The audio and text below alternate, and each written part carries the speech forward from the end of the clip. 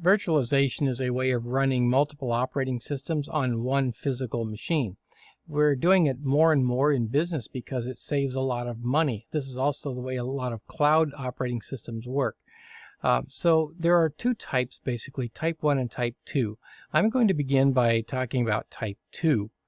Type 2 examples are VMware Workstation and VirtualBox. The way they work is like this. I've got hardware, and then I've got my Windows on that hardware, and then I put something like VirtualBox or VMware Workstation on top of that, and then I load my operating systems inside of that piece of software.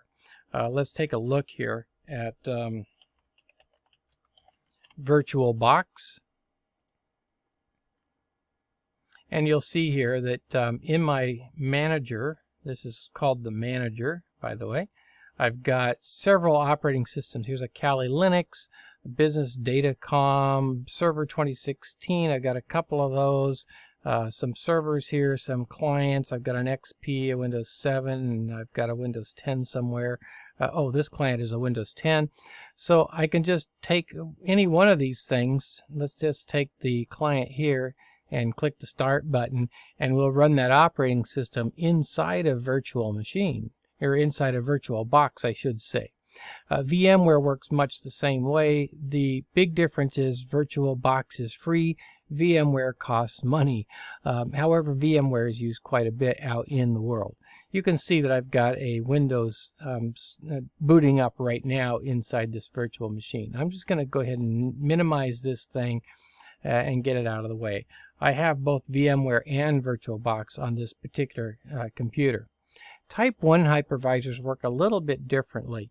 You've got your hardware, but you don't have an operating system on top of it. You put on a hypervisor. VMware ESX or Hyper-V are examples of this. And then your OSs are built right on that. Now, this is the way we would typically do it in the workplace, because this is much faster. You don't have this extra operating system in the way to slow things down.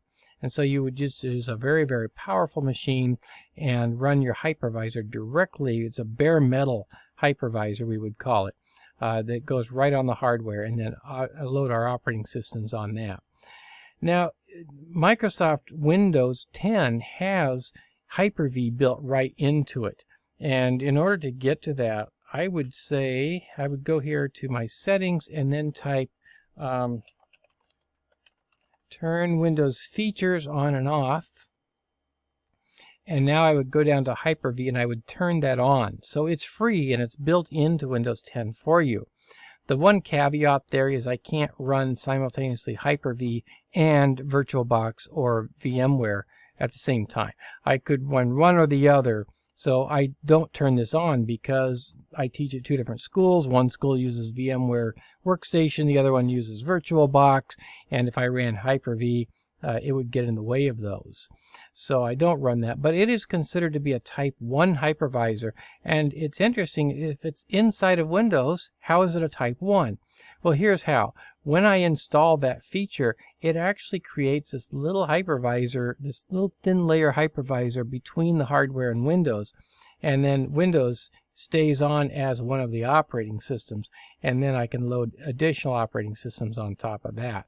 So it is a type 1 hypervisor, even though it's launched and installed from within Windows. Kind of an unusual situation.